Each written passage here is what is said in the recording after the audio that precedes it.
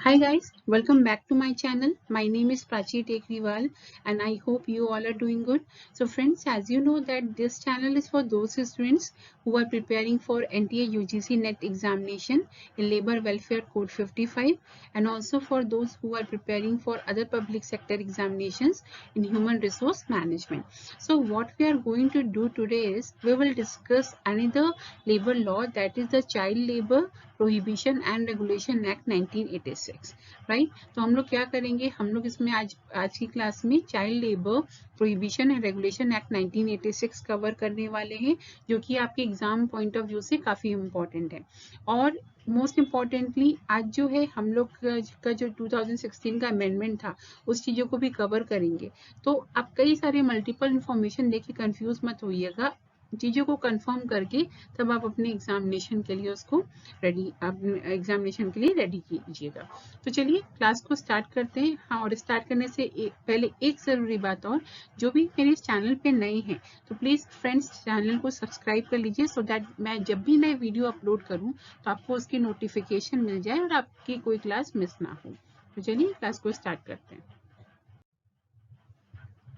तो जैसा कि हम लोग जानते हैं कि जो बच्चे हुआ करते थे, जो इंडस्ट्रीज और फैक्ट्रीज में काम करते थे, उनके साथ क्या होता था, क्योंकि वो बच्चे थे, बहुत ज़्यादा अपने हक के लिए लड़ नहीं पाते थे, तो उनका एक्सप्लॉयटेशन किया जाता था, उनसे देर देर समय तक जो है काम लिया जाता था, कम वेजेस कम दिया जाता था, साथ में मतलब और भी फिजिकली और मेंटली उनका अब्यूज़ होता था। तो इस सारी चीज़ों को कहीं ना कहीं बचाने के लिए, क्योर करने के लिए ये जो एक्ट है आपका इंट्रोड्यूस किया गया 23 दिसंबर 1986, ठीक है, 23 दिसंबर 1986 में इसको अपना एसेंट जो है मिला। फिर इसका मेन जो एम था वो क्या था, इसका मेन जो एम था वो था कि to prohibit the engagement of children in certain employments and to regulate the conditions of work of children in certain other employments, ठीक है। तो इसमें मेन फोकस किया गया कि बच्चे जो कुछ तरह की इंडस्ट्रीज होती हैं जो स्पेशली बच्चों को काफ़ी ज़्यादा नुकसान पहुंचाती हैं, बच्चों के लिए हजारस हो सकती हैं, राइट। तो इस तरह की इंडस्ट्रीज से बच्चों को निकाल दिया जाए, उनको वहाँ से हटा दें, ठीक है। और दूसरी चीज़ क्या, जिस इंडस्ट्री में अगर किसी मजबूरी के कारण, क्योंकि सबकी आर्थिक स्थिति सही होती नहीं है, बच्चों को काम करना ही पड़ता है, तो इन दैट केस अगर बच्चे किसी तरह के एम्प्लॉयमेंट्स में शामिल हैं भी, राइट, तो वहाँ पे उनका जो वर्किंग कंडीशन है वो बेटर हो, यानी उनको फेयर वेजेस मिले, उनको जो है प्रॉपर तरीके से एक रेस्ट पीरियड, प्रॉपर उनका जो वर्क शेड्यूल हो, एक रूल क्या मतलब रूल उनको क्या करे, गाइड करता रहे। तो ये सारी चीज़ें इंश्योर करने के लिए ये एक्ट आपका 23 दिसंबर 1986 को आया, ठीक है। ये डेट आपको याद रखनी है क्योंकि एग्जाम में कई बार इस तरह के क्वेश्चन आपके डेट वाले पूछे जाते हैं। नेक्स्ट, इसने जो पहले के दो आपके लेबर एक्ट थे चाइल्ड लेबर एक्ट थे, जिसमें पहला था आपका children pledging of labour act 1933 और दूसरा था एम्प्लॉयमेंट ऑफ चिल्ड्रन एक्ट 1938 को क्या किया, रिप्लेस कर दिया गया। अब इसमें रिप्लेस क्यों हुआ, क्योंकि अब देखिए इसमें जो children pledging of labour act 1933 आया, ये इसका मेन मोटिव क्या था, इसका मेन मोटिव था कि जो माँ बाप अपने बच्चों को प्लेज कर देते हैं, यानी कि अगर उन्होंने किसी तरीके का कर्ज लिया है तो उस कर्ज को चुकाने के लिए अपने बच्चों को दे दिया कि तुम काम करो, राइट, आप मेरे बच्चे से काम कर लीजिए। तो इस तरह के एक्सप्लॉयटेशन को रोकने के लिए children pledging of labour act 1933 आया और एम्प्लॉयमेंट ऑफ चिल्ड्रन एक्ट 1938 आया, ताकि बच्चों को जो काम कराया जा रहा है उनको हजारदस प्रोसेस में रखा जा रहा है, उस चीज़ों से निकाला जा सके। लेकिन ये पूरी तरीके से क्या हुआ, उतना सफल नहीं हो पाया और जिसकी वजह से आपका child labour prohibition and regulation act 1986 introduce किया गया, राइट। अब देखिए किसी को एक्ट को पढ़ने से पहले बहुत इंपॉर्टेंट है ये जानना कि जो टर्म्स उसमें यूज किए जा रहे हैं, राइट, वो टर्म्स का क्या मीनिंग है, फाइन। तो हम लोग आज अभी ये जो डेफिनेशंस हैं, जो टर्म्स हैं, हम लोग उसको डिस्कस करेंगे। और एक चीज़ जैसे मैंने आपको बताया था कि हम लोग यहाँ पे अमेंडमेंट्स को कवर कर रहे हैं, राइट। तो अभी आप देखोगे कि सेक्शन 2(1) की अगर हम लोग बात करें, ठीक है, सेक्शन 2(1) में पहले अप्रोप्रिएट गवर्नमेंट को डिफाइन किया जाता था, लेकिन जब अमेंडमेंट हुआ तो उसमें एडोलसेंट जो है कवर होने लगा, राइट, और अप्रोप्रिएट गवर्नमेंट को डाल दिया गया सेक्शन 2(1)A में, राइट। तो सेक्शन 1 में क्या था, सेक्शन 2(1) में क्या दिया गया, एडोलसेंट की डेफिनेशन दी गई, means a person who has completed his 14th year of age but has not completed his 18th year, right.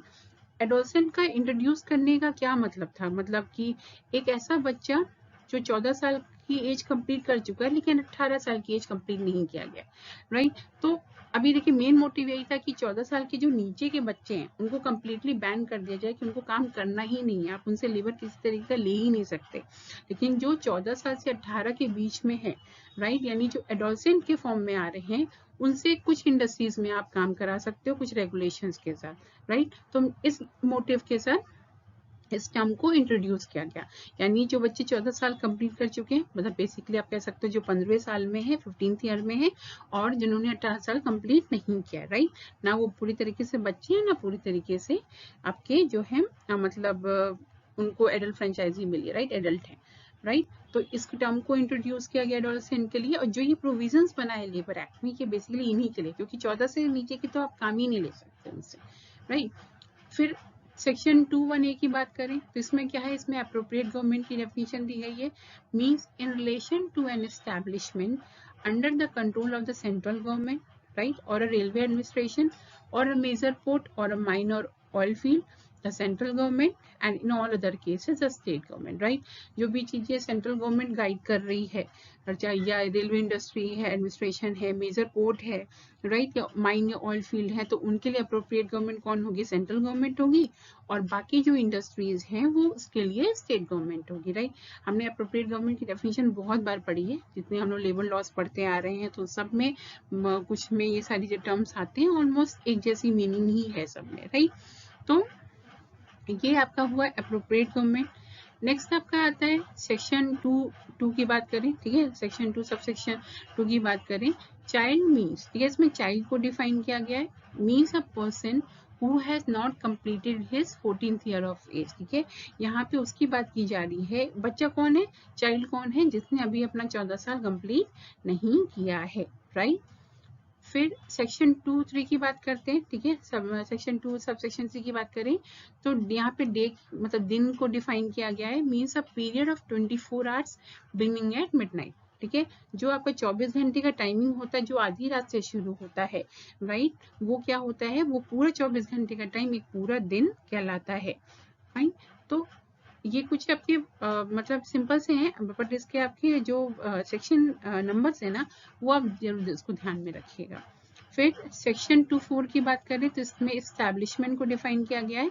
Establishment क्या होती है, इसमें शॉप आ सकती है, राइट, इसमें कमर्शियल एस्टैब्लिशमेंट आ सकते हैं, वर्कशॉप्स आ सकते हैं, फार्म, रेसिडेंशियल होटल्स भी आ सकते हैं, रेस्टोरेंट भी आ सकते हैं, ईटिंग हाउस भी हो सकता है, थिएटर्स और other places of public amusement और इंटरटेनमेंट, राइट, यहाँ पे भी आपकी काम हो रहे, जो भी आपकी अलग अलग चीजें बन रही हैं, दुकान है, चाहे वहाँ पे रेस्टोरेंट है, थिएटर है, अम्यूजमेंट पार्क, अम्यूजमेंट वाली सारी जगह है, ठीक है, होटल है, फार्म्स है, तो वो जहाँ पे बेसिकली लेबर वर्क लिया जाता है, राइट, तो वो सारी चीजें क्या हो गई आपकी एस्टेब्लिशमेंट हो गई। ये दिया गया आपका सेक्शन 2(4) में, फाइन।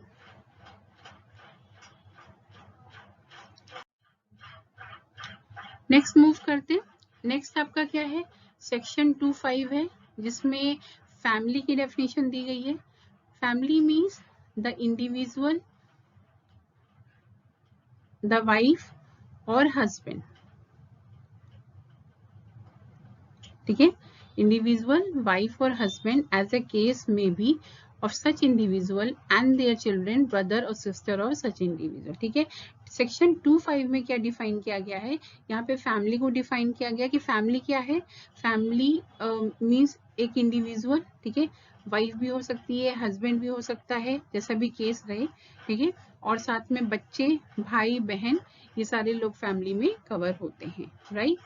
सेक्शन 2(6) की बात करते हैं तो इसमें ऑक्युपायर की डेफिनेशन दी गई है, means the person who has ultimate control over the affairs of the establishment of workshop. यहाँ पे भी वर्कशॉप है जो एस्टैब्लिशमेंट है, राइट, वहाँ पे जिसके ऊपर पूरा अल्टीमेट कंट्रोल है, चीजों के लिए लेकर के जो भी फैसला करना है, डिसीजंस लेना है, वो सारी चीजें उसके अंडर में आती हैं, वो कौन कहलाएगा, वो ऑक्युपायर कहलाएगा, राइट। सेक्शन 2(9) की बात करें, इसमें वीक को यानी हफ्ते को डिफाइन किया गया है, means a period of 7 days. हमें पता है कि एक हफ्ते में 7 डेज होते हैं, कब से शुरू हो रहा है, at midnight on Saturday, Saturday की रात से, राइट, सैटरडे की मिडनाइट से वो शुरू होके अगर मतलब आपका क्या कहलाता है, 7 डेज का पीरियड वीक कहला रहा है। सेक्शन 210 की बात करते हैं, वर्कशॉप। ठीक है, इसमें वर्कशॉप को डिफाइन किया गया है, means any premises where any industrial process is carried on but does not include any premises to which the provisions of section 67 of the Factories Act 1948 apply। ठीक है, वर्कशॉप ऐसी कोई भी प्रेमाइसेस जहाँ पे इंडस्ट्रियल प्रोसेस हो रहा है, राइट, कोई भी चीज मैन्युफैक्चर हो रही है या बन रही है, कोई काम हो रहा है, तो वो सारी चीजें वर्कशॉप कहलाती है। लेकिन जहाँ पे फैक्ट्रीज एक्ट 1948 के सेक्शन 67 के प्रोविजंस लागू होते हैं, वो वर्कशॉप नहीं कहलाएगी, राइट। तो ये आपका किस में आएगा, ये सेक्शन 210 में आएगा इस एक्ट के, राइट, फाइन। तो ये आपकी डेफिनेशन थी, बहुत इसमें थोड़ी सी सिंपल है, आप इसको टर्म याद रखेंगे, बाकी सब बहुत जनरल डेफिनेशन हैं, तो आपको याद हो जाएंगे, आराम से याद हो जाएंगी, फाइन। नेक्स्ट मूव करते हैं।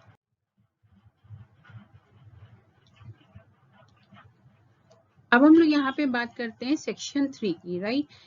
अभी हम लोग चाइल्ड लेबर आपका प्रोहिबिशन एंड रेगुलेशन एक्ट 1986 का सेक्शन 3 की हम लोग बात कर रहे हैं। तो इसमें क्या बताया गया, इसमें prohibition of employment of children in certain occupation and process. ठीक है, अभी इस एक्ट में जो शेड्यूल डिफाइन किया गया, राइट, तो शेड्यूल को 2 पार्ट में बांटा गया है, यानी कि पार्ट ए और पार्ट बी, राइट। यहाँ पे यही चीज मेंशन है, no child shall be employed और permitted to work in any of the occupations set forth in part A of the schedule or in any workshop wherein any of the process set forth in part B of the schedule is carried on. ठीक है, तो जैसे मैंने बताया, इसका जो schedule आता है इसमें पार्ट ए में और पार्ट बी में डिफाइन क्या आपको डिवाइड किया गया है। इसमें वो सारे ऑक्यूपेशंस कवर किए जाते हैं जिसमें आप बच्चे को एम्प्लॉय नहीं कर सकते, राइट। मतलब उसमें किसी बच्चे को, यानी अगर वो 14 साल के नीचे का है तो आप उसको वहां पे नहीं रख सकते, राइट। और यहाँ पे क्या है, पार्ट बी के लिए, सॉरी, यहाँ पे आप उस एडोलसेंट को नहीं रख सकते, और पार्ट बी में वो सारे प्रोसेस डिफाइन किए गए। ठीक है, जहाँ पे आप एक एडोलसेंट से काम नहीं करा सकते, राइट। यहाँ पे बच्चे की बात नहीं हो रही है क्योंकि 14 साल से नीचे के तो काम कर ही नहीं रहे, यहाँ पे एडोलसेंट की बात हो रही है। और एडोलसेंट को कुछ ही ऑक्यूपेशन में आप काम करा सकते हैं, कुछ ही प्रोसेस में काम करा सकते हैं, और जिसमें काम नहीं करा सकते वो आपके सेक्शन 3 में ऑलरेडी एक शेड्यूल बना दिया गया है। शेड्यूल को पार्ट ए पार्ट बी में यानी ऑक्यूपेशन प्रोसेस में डिवाइड कर दिया गया है, और वहां पे बच्चे काम नहीं कर सकते। आप प्रोसेस की बात करें, जैसे आपका कारपेट वीविंग वाला काम है, आपके बीड़ी मेकिंग वाला काम है, ठीक है। ऑक्यूपेशन में आपके पोर्ट, रेलवे, जहाँ पे कंस्ट्रक्शन से रिलेटेड चीजें होती है, तो इस तरह की चीजों पे आपको बच्चों को नहीं रखना है, ठीक है। ये कुछ ऐसी चीजें हैं, इसकी पूरी लिस्ट उसमें दी गई है, और उस लिस्ट को आप पढ़ोगे तो आपको जो है मतलब बेसिकली एक आइडिया लगेगा कि वहां पे आप किसी एडोलसेंट से काम नहीं ले सकते, राइट।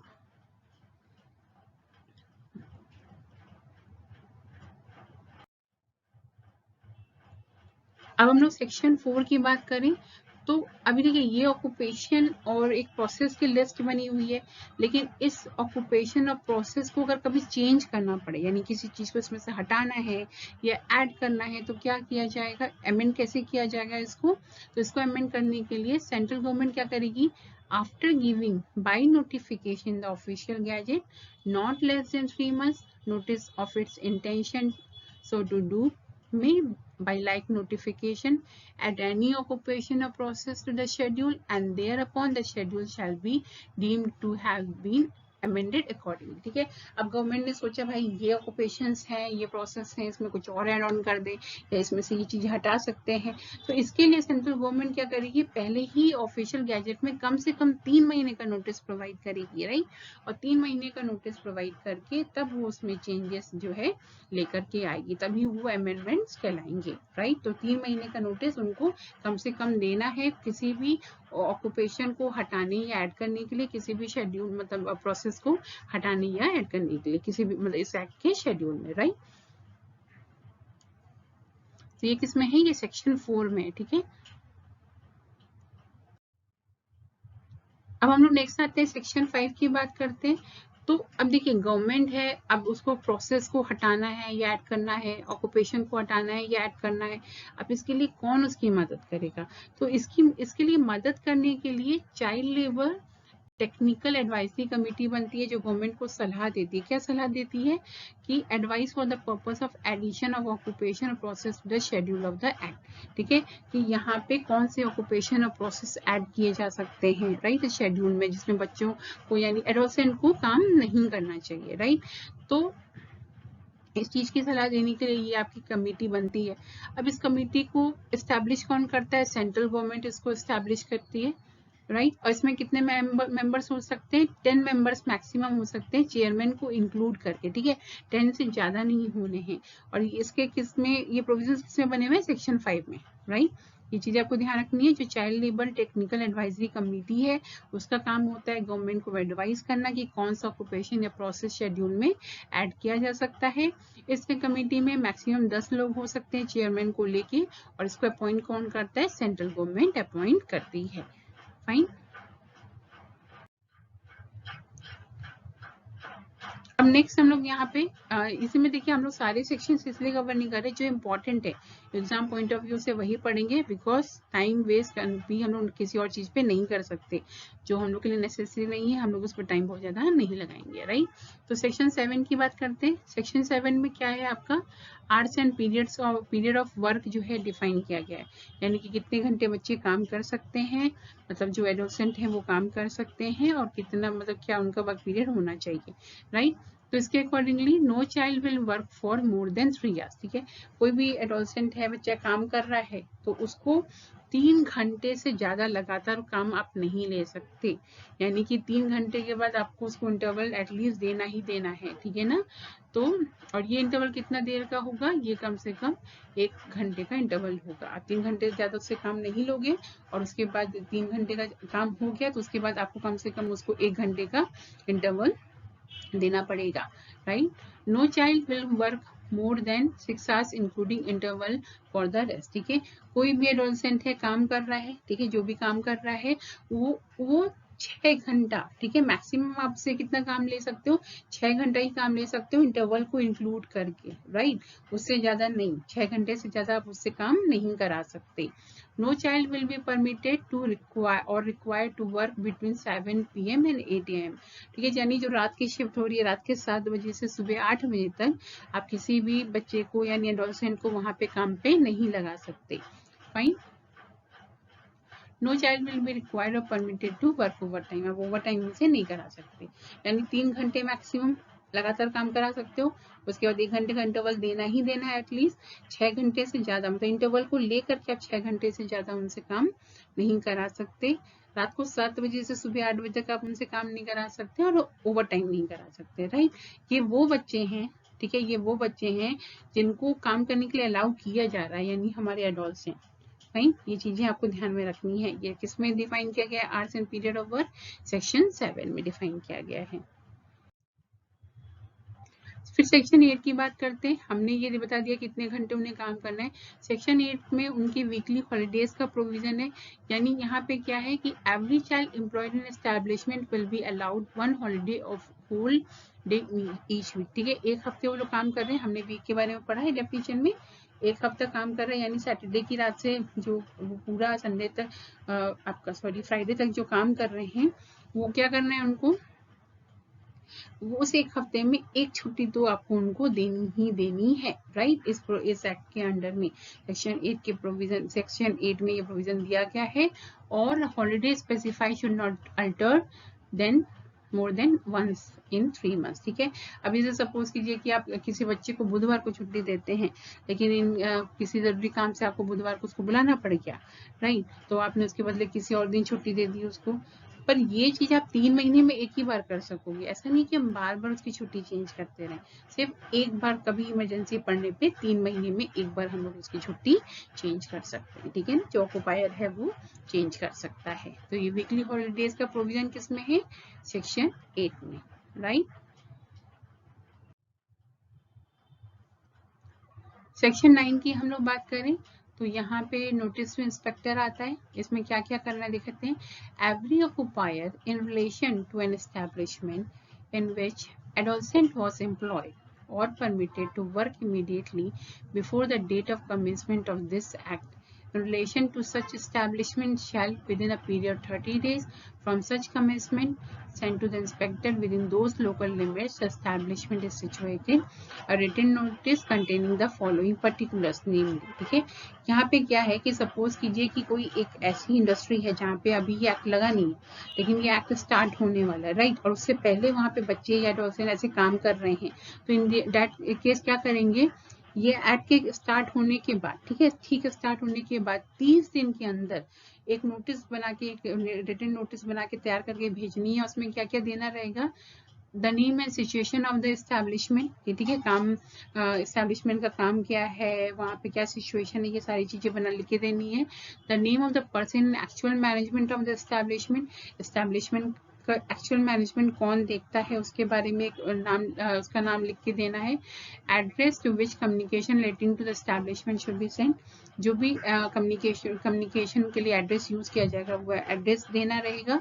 और nature of the occupation of process carried on in the establishment, ठीक है, जो काम वहाँ पे हो रहा है, ठीक है, कोई जिस तरह का ऑक्यूपेशन या प्रोसेस वहाँ पे कंटिन्यू हो रहा है उसका किस तरह का नेचर, राइट, ये चेक भी तो करना नहीं, हजारडस नहीं है, अगर बच्चे के लिए सुटेबल नहीं है तो फिर बच्चे को वहाँ से हटाना पड़ेगा। तो ये सारी चीजें एक लिस्ट तैयार करके देनी पड़ेगी, राइट, इंस्पेक्टर को भेजनी पड़ेगी, जो भी है उसको लोकल वहाँ का रहेगा, ठीक है। और ये कब करना है, ये इस एक्ट के लागू होने के 30 दिन के अंदर भेजना है अगर बच्चे पहले से काम वहाँ पे कर रहे हैं, फाइन। दूसरा इसमें क्या है, every occupier in relation to an establishment who employs or permits to work any adolescent after the date of commencement of this act in relation to such establishment shall within a period of 30 days from the date of such employment send to the inspector within those local limits the establishment is situated a written notice containing the particulars as are mentioned in subsection 1, ठीक है। अगर मान लीजिए अभी तो हमने बात की कि एक्ट अप्लाई नहीं हुआ था, अभी एक्ट अप्लाई हुआ तो एक्ट अप्लाई होते 30 दिन के अंदर ये नोटिस बना के भेजनी है। लेकिन अगर सपोज करते हैं कि एक्ट अप्लाई हो चुका है और किसी को ऐसे बच्चे को वहां पे काम के लिए एडोलसेंट को रखा गया है, तो क्या करना है, तो सेम लिस्ट बना करके जब से उसको काम पे रखा गया तब से 30 दिन के अंदर ये लिस्ट तैयार करके इंस्पेक्टर को भेजना है, राइट। तो अभी काम कर रहा है पहले से ही, तो जाहिर सी बात है जैसे ही एक्ट लागू होगा 30 दिन के अंदर बना के भेजो। अदरवाइज अगर वहाँ पे एक्ट ऑलरेडी लगा हुआ है और आपने किसी बच्चे को रखा है तो बच्चे को रखते ही वहाँ पे 30 दिन के अंदर ये नोटिस बना के भेजो, कंटेंट सेम होगा, राइट। और ये नोटिस किसके पास जाएगी, इंस्पेक्टर के पास, और बनाएगा कौन, ऑक्यूपायर बनाएगा, राइट। ऑक्यूपायर कौन होता है, जिसके अंडर में सारे डिसीजंस या एस्टैब्लिशमेंट से जुड़ी हुई चीजें जिसके कंट्रोल में होती हैं, फाइन।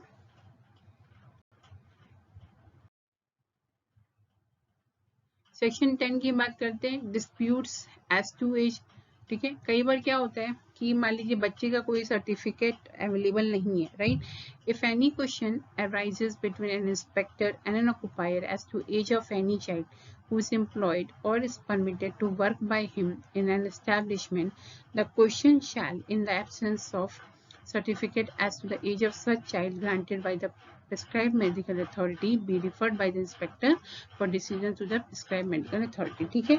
अभी क्या हो कि अगर इससे रिलेटेड कोई डिस्प्यूट उठता है, ठीक है, इंस्पेक्टर को नोटिस भेजा गया, लेकिन वहां पे क्या है, ये डिस्प्यूट आ रहा है कि भाई बच्चे का तो सर्टिफिकेट ही अवेलेबल नहीं है, राइट, और तो बच्चे का क्या एज है ये कैसे हम लोग मान लें, राइट, ये कैसे ये चीजें सर्टिफाइड होंगी।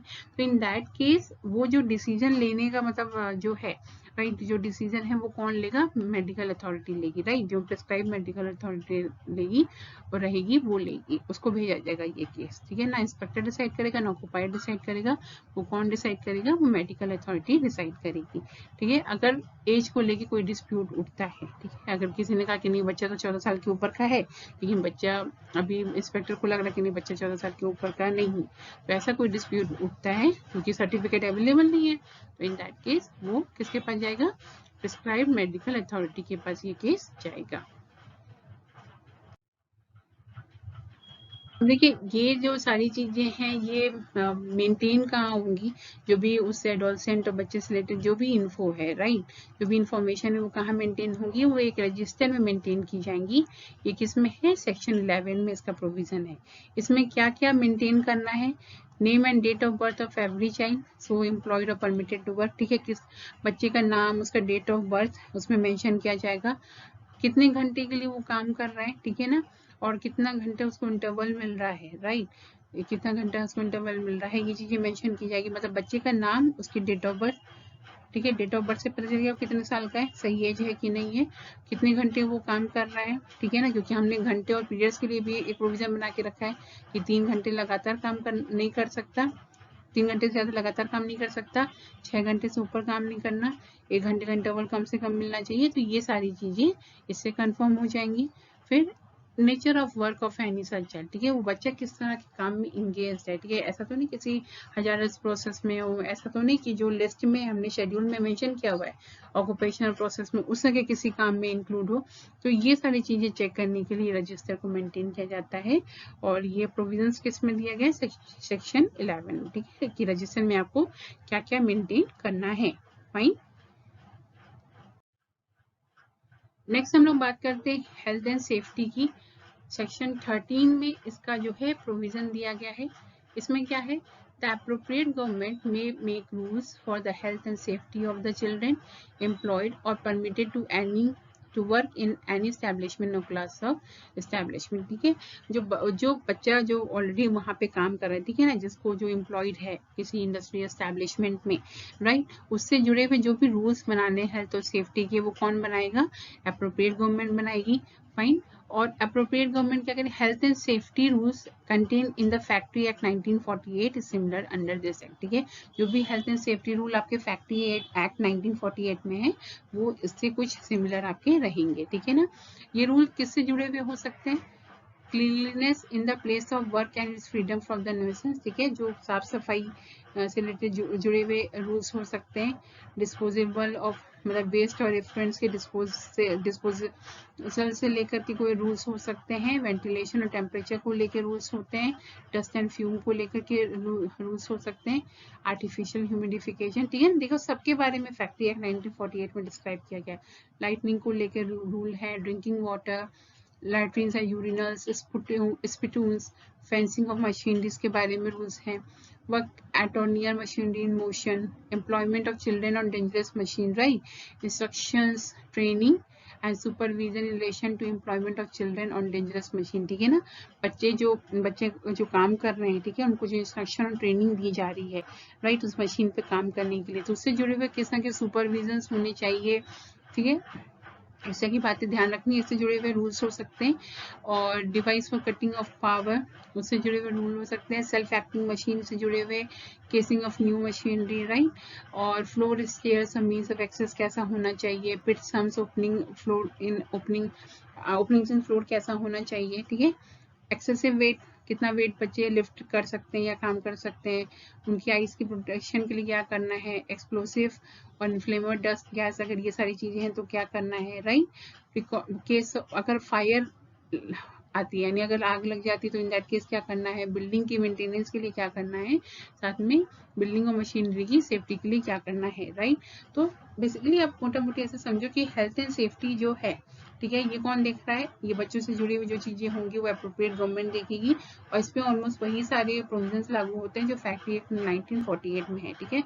उसमें जिन चीजों के लिए प्रोविजंस बने हुए हैं उसमें इसमें भी ऑलमोस्ट उन्हीं सारी चीजों के लिए बने हुए हैं। इन सारी चीजों से जुड़े हुए पूरा कंप्लीट लिस्ट है जिससे जुड़े हुए रूल्स रेगुलेशन जो है बनाए जाते हैं। फाइन। तो ये किसमें है, सेक्शन 13 में। लास्ट आपका है कि अब देखिए ये जो रूल्स रेगुलेशंस बनाए गए, अगर इसको कोई फॉलो नहीं कर रहा है, ये जो हमने आवर्स की बात की, जो पीरियड्स ऑफ वर्क की बात की, ये सारी चीजें अगर कोई फॉलो नहीं कर रहा है तो इन दैट केस क्या होगा, राइट। ये आपके लेटेस्ट अमेंडमेंट के साथ मैंने डिटेल्स लिखी है। whoever employs any child, ठीक है, जो अगर किसी बच्चे को एम्प्लॉय करता है, ठीक है, यानी 14 साल से क्या होगा, वो कम का होगा, राइट, 14 साल के कम, और permits any child to work in contravention of the provisions of section 3, हमने सेक्शन 3 की बात की थी, shall be punishable with imprisonment for a term, ठीक है। तो यहाँ पे क्या होगा, अगर वो जो भी आपके सेक्शन 3 में जितने प्रोविजंस दिए गए हैं और अगर वो 14 साल से नीचे का है तो क्या होगा, मतलब हमने अभी बात की ना कि एडोलसेंट को आप काम पे रख सकते हो, बच्चे को काम पे नहीं रख सकते, राइट। तो इन दैट केस क्या पनिशमेंट उसको मिलेगी, या तो उसको कम से कम 6 महीने की जेल होगी, ठीक है, जो कि 2 साल तक पहुंच सकती है, या उसको फाइन देना पड़ेगा जो कम से कम 20,000 रुपए का होगा, और वो कहाँ तक पहुंच सकता है, 50,000 रुपए। और ऐसा भी हो सकता है कि दोनों चीजें, यानी कम से कम 6 महीने की जेल, ठीक है, ये जेल आपकी 2 साल तक भी पहुंच सकती है, कम से कम 20,000 रुपए का फाइन, ये फाइन 50,000 तक पहुंच सकता है, और ऐसा भी हो सकता है कि जेल भी जाना पड़े और फाइन भी देना पड़े, ठीक है। कब देना पड़ेगा, अगर सेक्शन 3 में जो भी मेंशन किया गया है, ठीक है, जो भी प्रोविजंस किए गए अगर उसको फॉलो नहीं किया गया, राइट। तो इस सेक्शन 3 में आपका जितनी भी चीजें उसको फॉलो नहीं किया गया, किसी बच्चे को काम पे रखा गया जो 14 साल से नीचे का है, तो इन दैट केस ये पेनल्टी उसके ऊपर लगेगी, राइट। नेक्स्ट क्या है, whoever having been convicted of an offense under section 3 commits a like offense afterwards, he shall be punishable with imprisonment for a term which shall not be less than 1 year but which may extend to 3 years, ठीक है। तो अगर देखा जाएगा तो पहले ही एक बार तो उसके लिए सजा दी जा रही है, लेकिन उसके बाद भी वो इंसान वो चीज कंटिन्यू कर रहा है, ठीक है, वो ऑक्यूपायर वही चीज कंटिन्यू कर रहा है, तो इन दैट केस क्या होगा कि वहां पे इम्प्रिजमेंट मिलेगी, जेल मिल सकती है जो कि कम से कम 1 साल की होगी, राइट, और ये 3 साल तक भी जा सकती है, मतलब ये पनिशमेंट तो मिली अगर उसने उस चीजों को कंटिन्यू किया, तो इन दैट केस उसको ये सारी पनिशमेंट भी मिलेगी, यानी कम से कम 1 साल की जेल जो कि 3 साल तक जा सकती है अगर कंटिन्यू किया उसने, ठीक है, बंद नहीं किया। साथ में अगर ऐसा होता है कि वो जो हमने नोटिस की बात की सेक्शन 9 में, ठीक है ना, अगर वो इंस्पेक्टर को नोटिस नहीं भेजे प्रॉपर टाइम पर, ठीक है ना, रजिस्टर में मतलब मेंटेन प्रॉपर तरीके से नहीं करे, या फॉल्स एंट्री हो, बच्चे की डेट ऑफ बर्थ उसने कुछ गलत लिखी, या उसका नेचर वर्क कुछ गलत लिखा, राइट, उसका पीरियड ऑफ वर्क गलत लिखा, तो इन दैट केस, या फेल्स टू एक नोटिस उसको लगानी रहती है वहां पे, तो वो जो नोटिस है वो नोटिस लगाने में अगर वो फेल हो गया, ठीक है ना, और या फेल्स टू कंप्लाई विथ और कंट्रावेंस एनी अदर प्रोविजंस और रूल्स इम्प्लीमेंट, ठीक है, और या जो दूसरे रूल्स और रेगुलेशंस हैं इस एक्ट से जुड़े हुए अगर उसको नहीं करते हैं, राइट, यानी हमने जो ऊपर बात की उन सब के अलावा और किसी एक पर्टिकुलर चीजों में वो क्या होता गया, फेल होता गया, उस चीजों को प्रॉपर तरीके से उसने नहीं किया, कि रजिस्टर मेंटेन नहीं किया, या इंस्पेक्टर को नोटिस नहीं भेजा, नोटिस जो लगानी थी वहां पे डिस्प्ले करनी थी कि किसका क्या मतलब ऑक्यूपेशन और सब चीजों की, राइट, वो सारी चीजें नहीं उसने वहां पे मेंशन की, या कोई दूसरे प्रोविजन का उल्लंघन किया, तो इन दैट केस उसको क्या होगा, एक महीने की जेल भी हो सकती है, या 10,000 रुपए का फाइन भी देना पड़ सकता है, या दोनों चीजें हो सकती है, राइट। तो क्या है, अगर उसने किसी बच्चे को एम्प्लॉय किया जो 14 साल से नीचे का है, या उसने सेक्शन 3 के प्रोविजंस को फॉलो नहीं किया, तो उसको 6 महीने की जेल कम से कम जो 2 साल तक जा सकती है, 20,000 रुपए का फाइन कम से कम जो 50,000 रुपए तक जा सकता है, या दोनों चीजें भरनी पड़ सकती हैं।